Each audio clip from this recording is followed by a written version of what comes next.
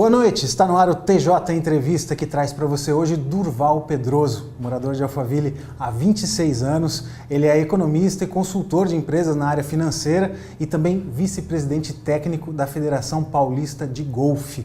Durval, obrigado por receber a gente aqui no seu escritório. Boa noite a todos, é um prazer, principalmente, da gente falar sobre golfe. Como é que o golfe entrou na sua vida?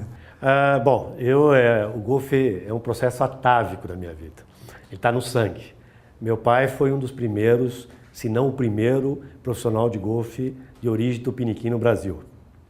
Ele era um garoto de origem humilde que, como todos os garotos que entram no golfe, começou carregando bolsa, o famoso caddy. Ele, com 13, 14, 15 anos de idade, carregava a bolsa para o presidente da São Paulo Railway, que na época era comandada pelos ingleses que estavam fazendo estradas de ferro em São Paulo, no interior de São Paulo. Isso por volta de que ano? 1927, 1928, por aí. Meu pai, no fim de semana, carregava a bolsa para o presidente da companhia, que, depois de alguns anos, resolveu convidá-lo para trabalhar durante a semana na companhia para ajudar a família um pouco mais. Ajudar na renda, que esse é um dos fatores importantes para os carregadores, para os caddies até hoje, que é ajudar as famílias mais humildes no sentido de ganhar uma renda extra. O presidente da companhia, como ele ia trabalhar na diretoria, mesmo que de estafeta, o atual office boy de hoje, todo mundo falava inglês. Então a companhia pagou um curso de inglês. E o meu pai se dedicou bastante ao inglês, até que, só para encurtar, porque senão a gente vai precisar de 5 programas para falar sobre isso, em 1944 ele era o único brasileiro que jogava bem golfe e que falava inglês. Por isso foi convidado para trabalhar no Caxangá Golf Club de Recife. E por quê? Porque durante a Segunda Guerra, os aliados, os ingleses e os americanos, tinham base em Recife e em Natal, no Rio Grande do Norte. Os aviões naquela época não tinham fazer guerra na Europa ou na África, tinham que fazer uma parada principalmente, e foi feito durante o governo Getúlio Vargas no Brasil. Agora, tem uma coisa que todos vocês, todos os nossos telespectadores precisam saber, quem não é ligado ao golfe. Não tem guerra sem golfe, porque os generais americanos, seja no Vietnã, seja no Oriente Médio, todos os lugares que tiveram, sempre teve atrelado o golfe. Não existe presidente americano que não jogue golfe. Naquela época, o nosso Getúlio Vargas também jogava golfe. Meu pai foi convidado para ser o profissional de golfe do Caxangá, porque ele falava inglês. Eu só não nasci lá no Caxangá. Meu pai ficou até 50, veio para cá, casou, e eu praticamente nasci dentro do campo. Por isso a paixão está desde essa época. Eu estou desde os 6 a 7 anos de idade dentro de um campo de golfe, jogando golfe. Você fez a sua vida toda em cima da profissão de economista. Você trabalhou em grandes bancos e hoje presta consultoria nessa área, né? É isso. Eu era filho de um profissional de golfe, que já era difícil naquela época. Hoje é difícil, imagina naquela época, né? Eu fiz toda a minha carreira porque meu pai morreu muito cedo. Eu estava estudando, fiz economia e trabalhava no banco. E eu parei com o golfe, porque não dava para pagar naquela época, e fui me dedicar à minha carreira e virei diretor de grande instituição financeira, fui diretor de construtora, enfim. Fiquei concentrado no setor financeiro e imobiliário. Por que existe essa elitização do golfe? Porque o golfe hoje é um esporte de elite, não é? No Brasil ainda é tido como elite, mas no resto do mundo isso não é mais realidade.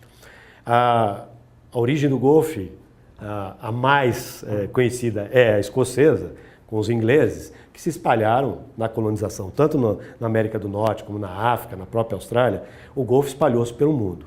Mas o grande salto do golfe foi após a Segunda Guerra Mundial, quando os americanos fizeram que o golfe caísse de uma elite e clubes exclusivos para uma classe média. No Brasil ainda é tido como um esporte de elite. Esse é o nosso maior desafio, é tentar fazer com que o golfe seja encarado como um esporte de classe média, como é o tênis. Você fala, mas o equipamento é caro do golfe. Não, só que um equipamento de golfe pode usar durante 10, 15 anos. E uma raquete de tênis, você não vai conseguir usar no mesmo período. Então o golfe, no Brasil, ainda é considerado um esporte de elite. Mas é mais por um problema de ignorância, de educação esportiva. Porque nós precisamos entender que é um esporte que pode, desde que você dê condições para isso. Nós temos um país de tamanho continental. Nós temos renda suficiente hoje, nós somos a 5ª economia do mundo, não é isso que se fala todo dia, que vocês dão no noticiário? Tá? Agora, para fazer uma comparação rápida, na nossa co-irmã Argentina aqui, a Argentina tem um PIB 5 vezes inferior ao brasileiro. Agora, tem 5 vezes mais praticantes de golfe. Não é? Então, nós não podemos dizer que na Argentina tem mais rico que no Brasil, por isso que se joga mais golfe. É porque existe uma educação esportiva mais desenvolvida nessa área. O golfe, por exemplo, na África, eu gostaria de dar sempre um exemplo. Ano passado eu estive na África do Sul. A África do Sul, a condição financeira, ele também é um BRIC, aí falando um pouco de economia, ele também é um dos países em desenvolvimento, mas ele tem renda menor que a nossa e um país menor que o nosso. Nós temos 115 campos de golfe, eles têm 400. Por quê? Pela formação. Eles tiveram uma participação inglesa muito forte, que fez com que o golfe ficasse mais barato. Mais popular, mais conhecido. Parte da cultura da população. Parte da cultura. Nós aqui, os professores de educação física no Brasil, a grande maioria não sabe o que é golfe. Então nós precisamos de uma educação esportiva. Nós temos um programa na Federação Paulista, que depois, se você quiser, a gente pode conversar um pouco, que é o Golfe Nota 10, que é uma tentativa nossa de levar o golfe, o conhecimento do golfe para as crianças. Porque nós precisamos pelo menos conhecer.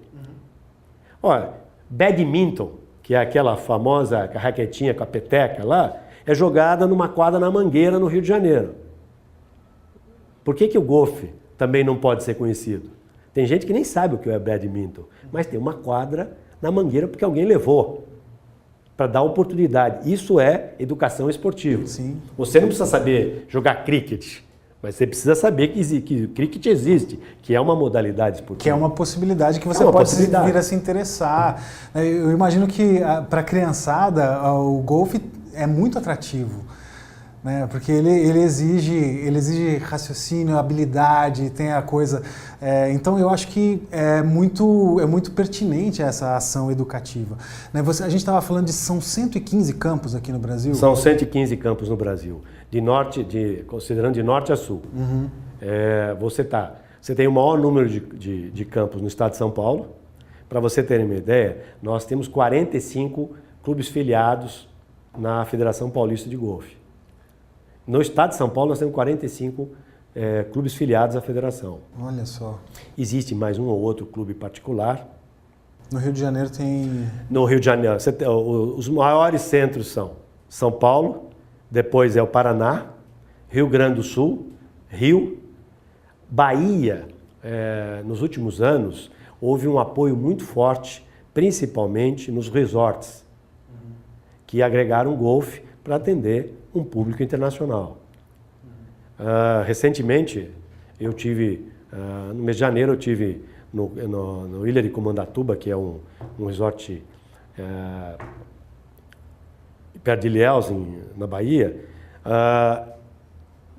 Tinha o campo de golfe, tinha um monte de gente jogando e o pessoal, principalmente do São Paulo, que estava lá passando férias jogando seu golfe. Então, na Bahia, hoje, no Nordeste, é um dos lugares que mais campos tem, mas tem uma condição de ter muito mais campos. É muito pouco campo no Brasil. A questão da construção e da manutenção dos campos é que encarece o esporte? Bom, primeiro a área necessária. Que tamanho tem um campo de golfe? Um campo de golfe, ele pode ter um campo pequeno, pode ter 300 mil metros, Mas um campo ideal está entre 700 e 800 mil metros quadrados. É uma área bem grande. Com o desenvolvimento das cidades, é difícil você, hoje, nas capitais, você ter novos campos, porque a área é muito grande e o desenvolvimento imobiliário já chegou nas principais capitais brasileiras.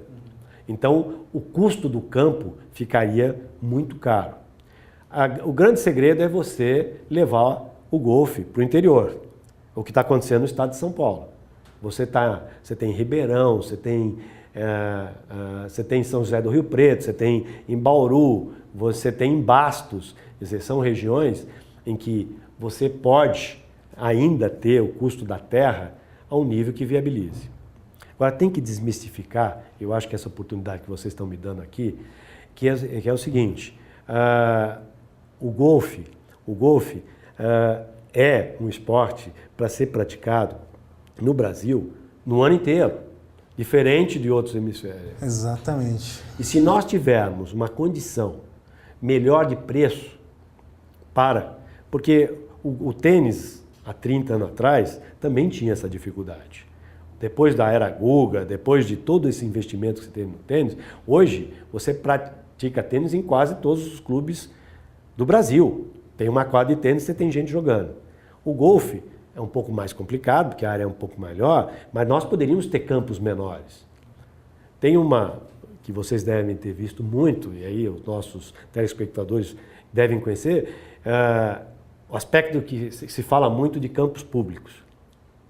Nos Estados Unidos, há uma proliferação de campos públicos em que você paga uma taxa relativamente muito pequena e qualquer pessoa, qualquer comerciante, qualquer auxiliar de escritório um pouco melhor graduado, ele pode praticar o golfe. Só para efeito de comparação, lá nos Estados Unidos são quantos campos?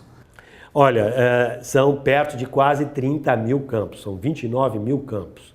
Quase 30 mil campos. Tem uma informação que é mais ou menos 26 milhões de praticantes. É muita gente, por isso que virou uma indústria. Agora, indústria, gente, não é para classe alta, indústria é para classe média. Ninguém pulveriza venda, você não vende camisa de luxo, você vende camisa para uma massa que compra. Essa é a história do golfe nos Estados Unidos. Daqui a pouco a gente vai voltar para contar a história, para falar um pouco do golfe aqui na nossa região e também para contar uma história muito interessante que lá na década de 50, 60, seu pai já se preocupava com a popularização do esporte. O TJ Entrevista volta já já.